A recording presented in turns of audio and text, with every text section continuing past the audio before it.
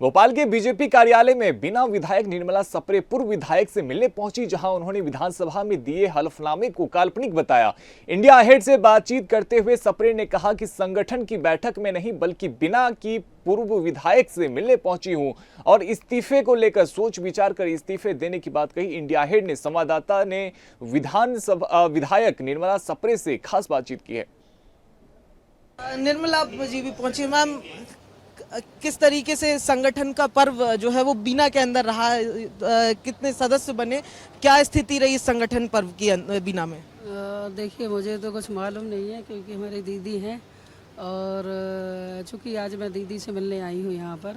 हमारे बीना की लोकल है और मेरी यहाँ इनकी देवरानी मेरी बहुत अच्छी सहेली है, विनोद ज्योति पंथी जी।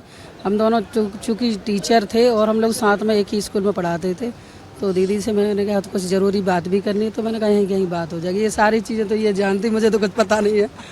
संगठन की बैठक में शामिल हो रहे हैं आप? अभी तो दीदी से मिलने आए हैं, यहीं मिल के वापस जी। अच्छा, संगठन की बैठक में। अच्छा, एक सवाल तो बहुत ज़्यादा उठ रहा था कि आपने एक हलफनामा दिया था कि बीजेपी में शामिल नहीं हुए थे, उसको लेकर भी नेता प्रतिपक्ष तक ने सवाल किए थे, उस पर क्या जवाब देना चाहेंगे? देखिए, चूँकि मैंने ये कहीं भी ऐसा कुछ नहीं है, ये अखबारों की मनगढ़ंत कहानी है। और जो मुझे सदन में बोला गया था कि आप ऐसा दल बदल वाला, तो मैंने कहा कि आपने बोला लेकिन आपने कोई प्रूफ नहीं लगाया कि मैंने दल बदल किया है या मैंने कोई गलतियाँ की हैं।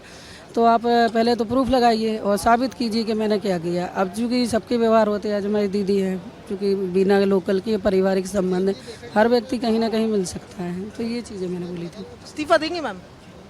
अभी देखेंगे, सोचेंगे। हाँ, बिल्कुल। देखिए, संगठन चुनाव की भी तैयारियां हैं।